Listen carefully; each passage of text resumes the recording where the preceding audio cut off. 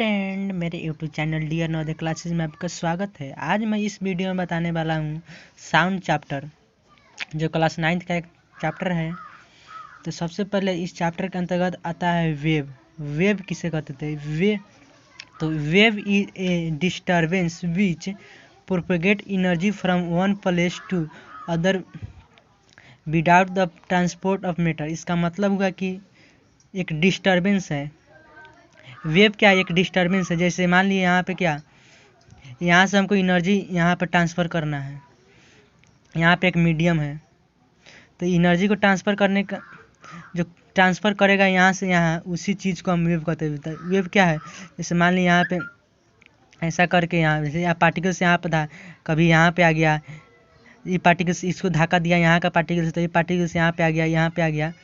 तो जो हम यहाँ से जो इसमें धक्का दिए वो क्या हुई? डिस्टर्बेंस किए, इसमें हम जो डिस्टर्ब किए इसको, इस पार्टिकल्स को।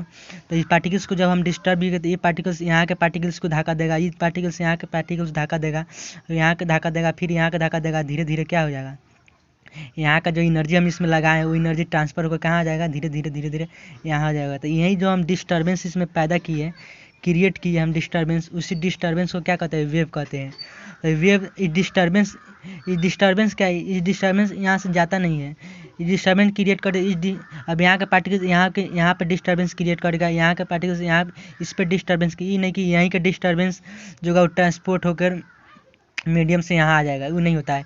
जो यहाँ पे डिस्टर्बेंस क्रिएट किया है तो ये डिस्टर्बेंस इस पर क्रिएट करेगा, ये डिस्टर्बेंस इस पर क्रिएट करेगा, इस पर करेगा, इस पर करेगा, वो इस पर करेगा, इस पर करेगा, करते करते धीरे धीरे क्या डिस्टर्बेंस कहाँ आ जाएगा? यहाँ पे आ जाएगा। तो इसी चीज़ को कहते हैं वेव। तो वेव, अब wave of type of wave आता है। टाइप ऑफ वेव में आता है एक मैकेनिकल वेव।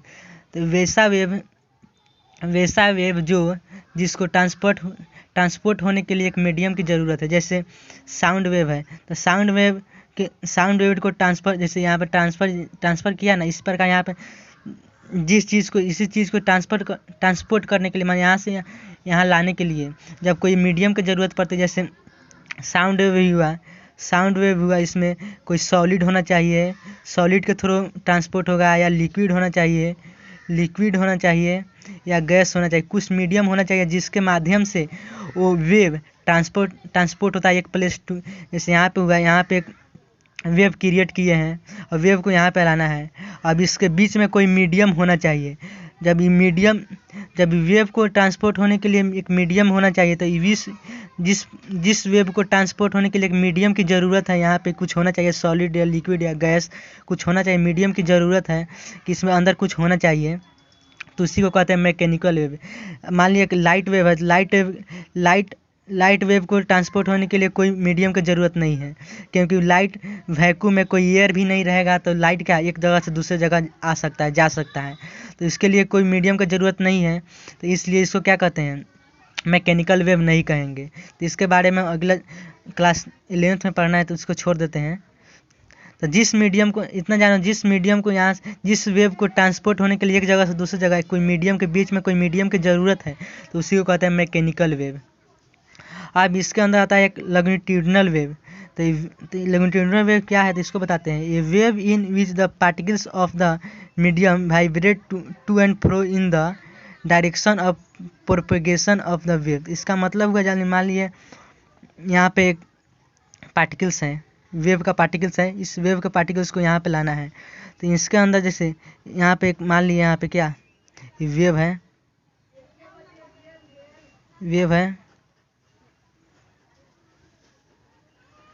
ये हुआ, ये आपको लॉन्गिट्यूडिनल वेव बता रहे हैं। लॉन्गिट्यूडिनल वेव कैसा होता है? जैसे आप एक स्प्रिंग लिए, स्प्रिंग को क्या करते हैं, जब यहाँ पे स्प्रिंग को एक बार धक्का देते हैं तो क्या होता है? स्प्रिंग धीरे धीरे यहाँ का पार्टिकल्स धीरे धीरे मूव करते करते यहाँ पे एक धक्का लगता है, धीरे धीरे ऐसा ही आ जाता है। ये नहीं कि ऊपर के नीचे वेव करता है। जैसे यहाँ पे टाइट हुआ, क्लोज टाइट हो, जैसे यहाँ पे धक्का मारते हैं, यहाँ पे आ जाता है, क्या स्प्रिंग क्या हो जाता है? टाइट हो जाता है, यहाँ पे क्लोज आ जाता है, इसके बीच में यहाँ पे फिर ढीला हो जाता है, फिर क्लोज आ जाता है, फिर ढीला हो जाता है, फिर क्लोज आ जाता है। तो इसी प्रकार जब जिस वेव में इस प्रकार से कोई वेव ट्रांसपोर्ट करता है, तो उसी को कहते हैं लॉन्गिट्यूडिनल वेव। लॉन्गिट्यूडिनल यहाँ पे कह रहा है क्या कह रहा है, particles vibrate to and fro. To माने इधर जाएगा फिर इधर आएगा, देखते हैं ना ये स्प्रिंग को कस के दाबते हैं, कस के तो क्या करता है, देखिए आपको लॉन्गिट्यूडिनल वेव के बाद आता है एक वेव आता है ट्रांसवर्स वेव। तो ट्रांसवर्स वेव क्या कहता है, wave in which the particles of medium vibrate in the direction perpendicular to the direction propagation of the wave. तो इसका मतलब हुआ कि जैसे मान लीजिए यहाँ पे एक वेव बना दिए, ये बनाए, तो वेव में यहाँ पे एक पार्टिकल्स है, तो जब वेव यहाँ पे स्टार्ट होगा, यहाँ पे इसमें डिस्टर्बेंस क्रिएट करेंगे, तो यहाँ का जो पार्टिकल्स होगा क्या करता है, ये पार्टिकल्स यहाँ से जब ऊपर जाएगा नीचे टू एंड फ्रो क्या करता है, up down to and fro motion करता है। यहाँ का पार्टिकल्स भी ऊपर up down to and fro motion करेगा और धीरे धीरे क्या प्रोपगेट होकर यहाँ तक आ जाएगा ये वेव।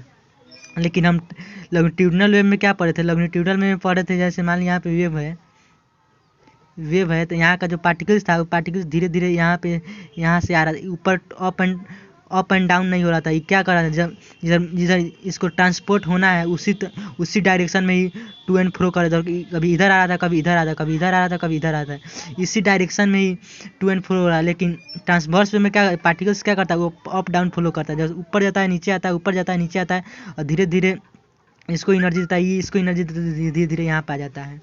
इसी को कहते हैं जिस वेव में इस प्रकार से डिस्टर्बेंस ट्रांसपोर्ट होता है उसको ट्रांसवर्स वेव कहते हैं। इसमें इसका बेस्ट एग्जांपल है रस्सी। जब रस्सी को हम हिलाते हैं, इसे एक बार डिस्टर्बेंस क्रिएट कर देते हैं तो क्या है, वो ट्रांसवर्स वेव जैसा काम करता है।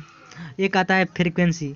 अब किसी वेव का फ्रीक्वेंसी निकाल, मान लीजिए यहाँ पे एक वेव है, इस वेव का फ्रीक्वेंसी निकालना है। तो वेव का फ्रीक्वेंसी क्या होता है, एक यूनिट ऑफ टाइम में कितना वेव बन रहा है। तो मान एक सेकेंड में कितना वेव बन रहा है, जैसे मान लीजिए एक सेकेंड में एक वेव बना, दो वेव बना, तीन वेव बना है, चार वेव बना। वेव क्या होता है, एक ऊपर अप डाउन यहाँ पे जो बन रहा है इसी को वेव कहते हैं। तो कितना वेव बन रहा है, एक वेव, दो वेव, तीन वेव, चार वेव। तो एक सेकेंड में अगर चार वेव बन रहा है तो इसका फ्रीक्वेंसी क्या है, 4 हर्ज हो जाएगा। हर्ज फ्रीक्वेंसी का यूनिट है हर्ज। अब आता है वेव लेंथ। वेव लेंथ क्या होता है, जैसे मान लीजिए यहाँ पे एक वेव बना दिए, तो वेव लेंथ मतलब हुआ, जैसे इसको टॉप वाले को क्या कहते हैं, क्रिस्ट कहते हैं, क्रिस्ट ST। नीचे वाले को क्या कहते हैं, ट्रफ कहते हैं, TROUGH। तो यहाँ पे जो दो क्रस्ट के बीच का जो डिस्टेंस होता है, लंबाई, या दो ट्रफ के बीच का जो लंबाई होता है उसी को क्या कहते हैं, हम वेव लेंथ कहते हैं। किसी भी यहाँ से यहाँ तक का जो लेंथ है इसको वेव लेंथ कहेंगे, यहाँ से यहाँ तक इसी को वेव लेंथ कहते हैं। एक आता है एम्पलीट्यूड। तो एम्पलीट्यूड क्या होता है, जैसे मान लीजिए यहाँ पे एक वेव बना दिए हम, ये बना दिए, यहाँ पे इसका मीन पोजीशन निकाल दिए, बन गया। तो यहाँ मीन पोजीशन से उसका जो क्रिस्ट तक का जो लंबाई दूरी होता है यहाँ से यहाँ तक, इसी लेंथ तो लंबाई को क्या कहेंगे, एम्पलीट्यूड कहते हैं। तो एम्पलीट्यूड से क्या, जैसे किसी वेव का एम्पलीट्यूड जितना ज़्यादा होगा उसका क्या लाउडनेस ज़्यादा होगा, किसी भी वेव का उसमें ज़्यादा आवाज़ क्रिएट होगा जिसका वेव ज़्यादा होगा। अब जिसका फ्रीक्वेंसी, अब एक सेकेंड में जितना भी फ्रीक्वेंसी उसका क्या ज़्यादा बनेगा, जैसे मान लीजिए एक वेव बना, इसमें एक सेकेंड में 3 ही वेव बना, एक वेव बना जिसमें बहुत सारा, एक ही सेकेंड में बहुत सारा, मान लीजिए इसमें 3 वेव बना, इसमें 10 फ्रीक्वेंसी बना एक सेकेंड में, इसमें 3 फ्रीक्वेंसी बना। 10 फ्रीक्वेंसी वाला का पिच माने सुरीले, आवाज़ बहुत सुरीली होगा जिसका फ्रीक्वेंसी ज़्यादा होगा। तो थैंक्स फॉर वॉचिंग।